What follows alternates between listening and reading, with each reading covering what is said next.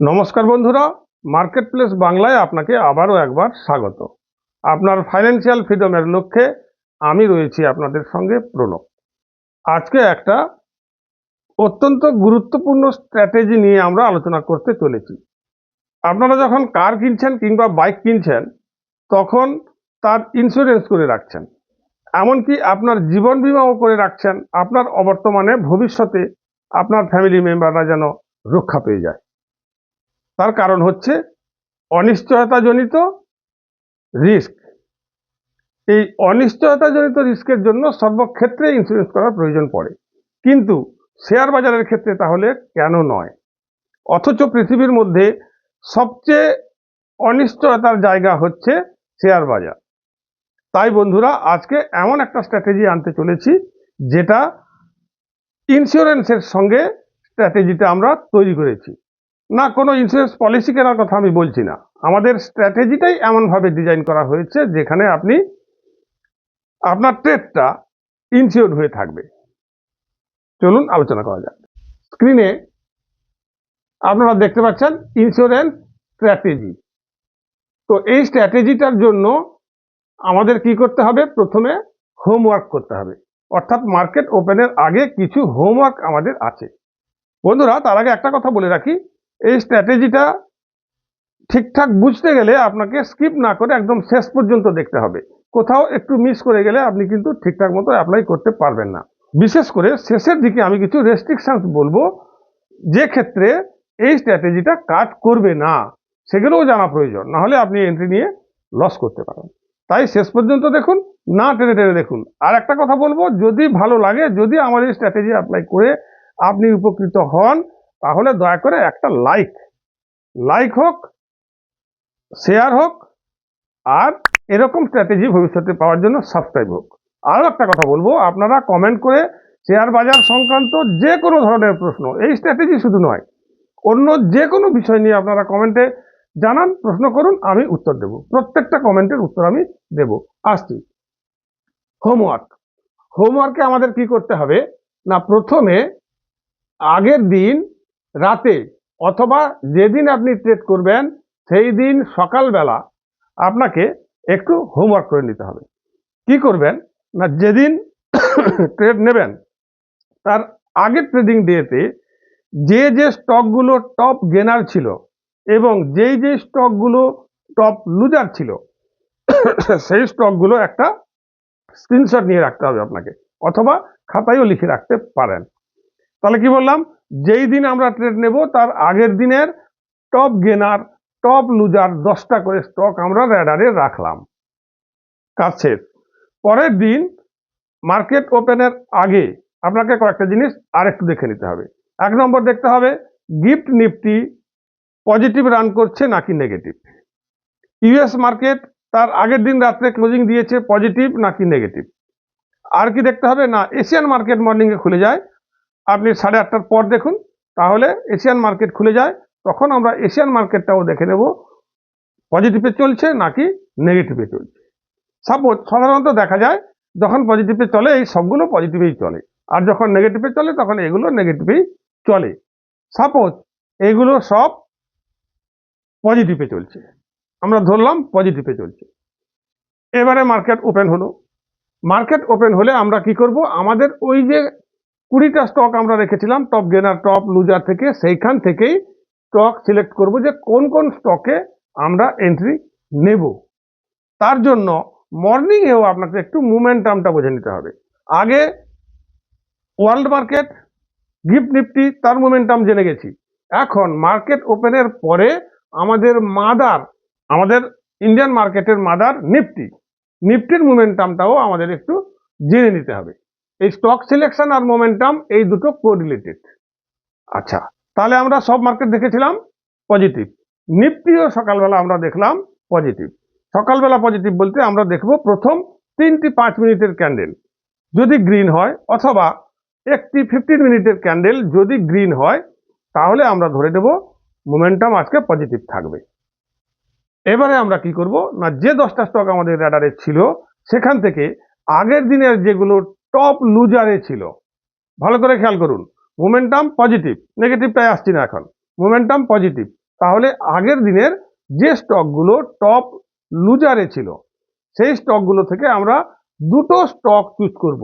এমন দুটো stock choose করব যে দুটো স্টক আজকে ওপেনিং দিয়েছে পজিটিভে।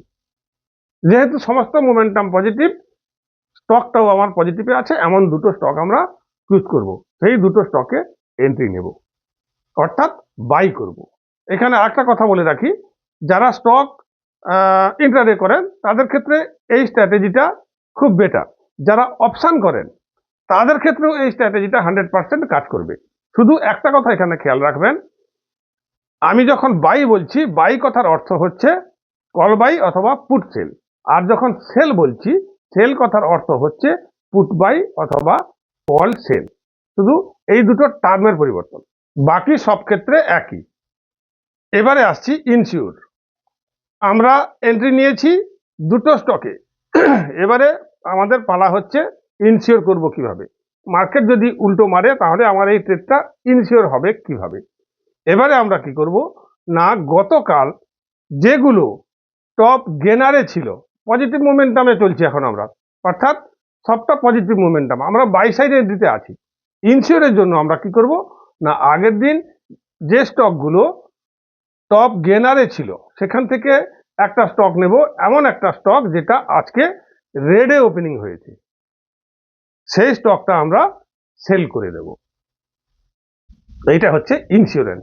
অর্থাৎ দুটো এন্ট্রি নিলাম আমাদের মোমেন্টামে, আর একটা এন্ট্রি নিলাম আমরা মোমেন্টামের অপোজিটে। ইনকেস যদি মার্কেট উল্টো ডাইরেকশনে চলে যায়, মার্কেট যদি নিচের দিকে যেতে শুরু করে, তাহলে আমরা যেটা সেল করলাম একটি স্টক, সেইটা কিন্তু প্রফিট দিতে থাকবে। আর আমাদের মোমেন্টামের যেটা মেনলি প্রফিট করার জন্য কিনেছি, সেটা কিন্তু ধীরে ধীরে লসের দিকে যাবে, অর্থাৎ সেই লসটা আমাদের রিকভারি হয়ে যাবে এখানে। এই জন্য এই স্ট্র্যাটেজিটা হচ্ছে ইন্স্যুরেন্স স্ট্র্যাটেজি। কোনো স্টপ লস লাগবে না এই স্ট্র্যাটেজিতে, আপনাকে কোনো স্টপ লস দেওয়ার প্রয়োজন নেই। শুধুমাত্র তিনটে স্টকে একই সঙ্গে এন্ট্রি আমাদের নিতে হবে, দিয়ে আমরা চুপচাপ ওয়েট করতে থাকবো। আচ্ছা, এবারে আসছি অপোজিটটা। যদি মোমেন্টাম নেগেটিভ হয়, অর্থাৎ গতকাল ইউএস মার্কেট নেগেটিভে ক্লোজিং হয়েছে, আজকে এশিয়ান মার্কেট নেগেটিভ, আমাদের গিফট নিফটিও নেগেটিভ, দেখে নিলাম ইন্ডিয়ান মার্কেটের ওপেনের পরে নিফটিও নেগেটিভ, তাহলে ঠিক উল্টোভাবে আমরা ইউজ করব। এক্ষেত্রে আমরা কি করব না, গতকাল যে স্টকগুলো টপ গেনারে ছিল সেই স্টকগুলো থেকে আমরা দুটো এমন স্টক চুজ করব যারা আজকে নেগেটিভ ওপেন দিয়েছে, অর্থাৎ প্রথম 3টে 5 মিনিটের ক্যান্ডেল অথবা একটি 15 মিনিটের ক্যান্ডেল রেড হয়েছে, সেরকম দুটো স্টককে আমরা সেল করব। আর গতকাল যে স্টকগুলো টপ লুজারে ছিল সেখান থেকে আজকে পজিটিভ সাইন দিয়েছে, সেই স্টকটাকে আমরা বাই করব। একই পজিটিভ মোমেন্টামের ক্ষেত্রে যা করেছিলাম, নেগেটিভ মোমেন্টামের ক্ষেত্রে ঠিক তার উল্টোটা করব, সবকিছু উল্টো হবে। এভাবে আমরা এই স্ট্র্যাটেজিটাকে ইউজ করব। এবারে আসছি এন্ট্রি আমরা তো নিয়েই নিলাম, দুদিকে এন্ট্রি হয়ে গেল। আগে প্রথমে এন্ট্রি নেব। আচ্ছা, এখানে বলে রাখি, তিনটে একসঙ্গে এন্ট্রি নিতে পারলে ভালো। তিনটে একসঙ্গে যদি এন্ট্রি আপনি না নিতে পারেন, তাহলে আগে আমাদের মোমেন্টামের এন্ট্রিটা নেব, অপোজিটের এন্ট্রিটা একটু পরে নেব। সবসময় ট্রাই করবেন একটু দেখে নিয়ে, সবসময় যেহেতু আমি বাই করছি, একটু দেখবো যে কখন নিচে আসছে, একটু নিচে এলে বাই করার চেষ্টা করবো। আর যেটা সেল করছি একটু উপর দিকে গেলে করার চেষ্টা করবো, যাতে একটু প্রফিট আসে। এবারে আমাদের এন্ট্রি হয়ে গেল, এবারে আমাদের টার্গেট কি থাকবে। স্টপ লস তো লাগছে না বলেই দিয়েছি। এবারে আমাদের টার্গেট কি থাকবে এবং এক্সিট আমরা কখন করব। বন্ধুরা, আমাদের টার্গেট থাকবে অনলি 3% প্রফিট এলে আমরা এক্সিট করব। যারা স্টক বাই সেল করবেন, স্টকে এন্ট্রি নেবেন, তাদের জন্য টার্গেট অনলি 3% প্রফিট এসে গেলে আমরা এক্সিট করে দিব। ওভারঅল 3%, কিন্তু আমরা যা ক্যাপিটাল লাগিয়েছি তার 3%। সাপোজ 50,000 ক্যাপিটাল লাগিয়েছি, তাহলে 5 থেকে 15, 1,500 টাকা প্রফিট এলেই আমরা এক্সিট করে যাব। এর বেশি লোভ করা যাবে না স্টকে এন্ট্রির ক্ষেত্রে। অপশানে বেশি আসবে, যদি আমাদের মোমেন্টামে চলে অপশানে অনেক বেশি আসবে। অপশানের ব্যাপারটা আলাদা, বিরাট প্রফিট এসে যাবে অপশানে। এখানে আর একটা বিষয় আছে, সাপোজ আমাদের 3% প্রফিট আসছে না, 2% আটকে আছে, 2.5% আটকে আছে, এইভাবে চলতে আছে, আবার 1.5% চলে আসছে, এইভাবে চলতে আছে। আমরা কিন্তু ওয়েট করব 2:10 পর্যন্ত। এরপর আমরা আর থাকবো না। 2:10 বেজে গেলে আমরা ওখান থেকে বেরিয়ে যাব। চাই প্রফিটে থাক, চাই লসে থাক। লসে থাকলেও সামান্য লসে থাকবে, আমরা এক্সিট করব। সামান্য ছোট প্রফিট এসছে, এক্সিট করব। টার্গেট হিট হয়ে গেছে, এক্সিট করব। আইদার টার্গেট অর 2:10, এই দুটোর মধ্যে যেটা আগে আসবে তখন আমাদের এক্সিট করতে হবে।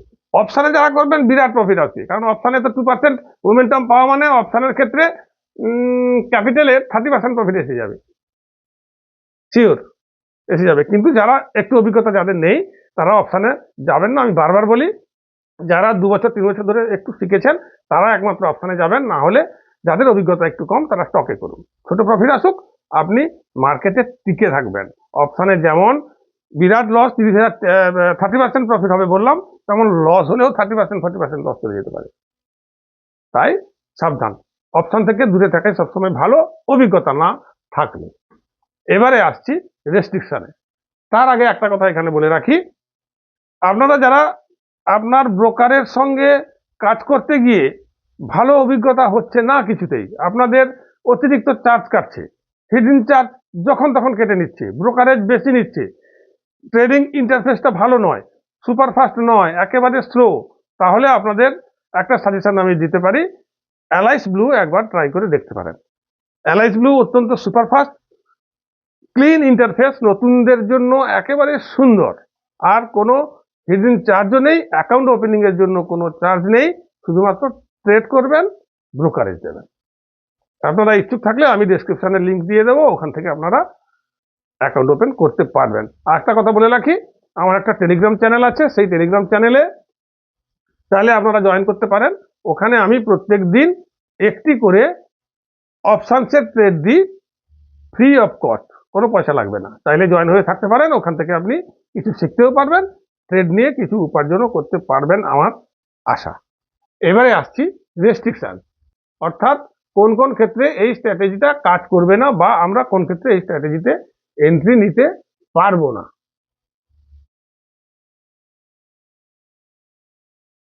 প্রথমত হচ্ছে স্টক প্রাইস, এটার ক্ষেত্রে একটা রেস্ট্রিকশন আছে, বিরাট রেস্ট্রিকশন, এটা শিওর অবশ্যই মেনটেন করতে হবে আপনাকে। স্টক প্রাইস মানে কি না, স্টকটার ভ্যালু, দাম কত, কত টাকায় বেচা কেনা হচ্ছে, সেই ভ্যালুটা যেন 1000 টাকার নিচে না হয়, 5000 টাকার উপরে না হয়। অর্থাৎ আপনাকে 1000 থেকে 5000 এরই ভিতরে আপনাকে ট্রেডিংটা করতে হবে, এর বাইরে যাওয়া চলবে না। এই গেল 1 নম্বর রেস্ট্রিকশন। 2 নম্বর হচ্ছে কি, ইভেন্ট ডে।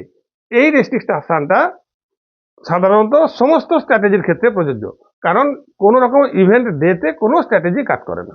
ইভেন্ট ডে অর্থাৎ ধরুন আজকে আরবিআই মনিটারি পলিসি ঘোষণা আছে, ইলেকশনের রেজাল্ট আছে, আজকে বাজেট ডে আছে, কোথাও যুদ্ধ শুরু হয়েছে, এই সমস্ত খবর থাকলে বা এই সমস্ত দিনগুলোতে কোনো স্ট্র্যাটেজি কাজ করে না। ইভেন্ট ডে থাকলে এটাতে এন্ট্রি নেওয়া যাবে না। আচ্ছা, এক্সিট টাইম, এটা তো অলরেডি বলেই দিয়েছি, 2:10 ম্যাক্সিমাম, তার পরে আমরা হোল্ড করব না, প্রফিট হোক লস হোক যাই হোক, 2:10 আমরা এক্সিট করব। 3% প্রফিট অথবা 2:10, এই দুটোর মধ্যে যেটা আগে আসবে তখন আমরা এক্সিট করব। আর একটা বিষয়, ইন্ডেক্স, এটা লিখেছি এই কারণে, এটা ইন্ডেক্সের জন্য নয়, সেটা তো বুঝতেই পারছেন, যেহেতু স্টক নিয়েই আমরা আলোচনা করেছি, সেটা বিষয় নয়। বিষয় হচ্ছে যে দুটো ইন্ডেক্সের অন্তর্গত স্টকগুলোতে এই স্ট্র্যাটেজিটা খুব ভালো কাজ করবে। সেই দুটো হচ্ছে, একটা নিফটি নেক্সট 50, তার অন্তর্গত যে স্টকগুলো আছে, আর একটা হচ্ছে মিড ক্যাপ নিফটি, তার অন্তর্গত যে স্টকগুলো আছে। ওই দুটো স্টকের ক্ষেত্রে, ওই দুটো ইন্ডেক্সের স্টকের ক্ষেত্রে এই স্ট্র্যাটেজিটা ভালো কাজ করবে। নিফটির অন্তর্গত স্টকেও কাজ করবে, তবে ততটা ভালো নয়, কারণ ওখানে মোমেন্টাম একটু কম পাওয়া যায়। নিফটিতে স্টেবিলিটিটা বেশি, মোমেন্টাম একটু কম পাওয়া যায়, তাই আমরা অ্যাভয়েড করব নিফটির অন্তর্গত স্টকগুলোকে। ভালো লাগলে একটা লাইক, ফ্রি, পয়সা লাগে না। অনেক কষ্ট হয় একটা স্ট্র্যাটেজি তৈরি করার জন্য, দীর্ঘ অভিজ্ঞতা, অনেক দিনের পরিশ্রমের ফলে তা হয়, তাই একটা লাইক তো আশা করতে পারি, শেয়ার অবশ্যই করবেন। এরকম ইন্টারেস্টিং স্ট্র্যাটেজি আরও পেতে গেলে আমার চ্যানেলটাকে সাবস্ক্রাইব করে রাখুন। এখানে ভিডিওটা শেষ করছি, নমস্কার।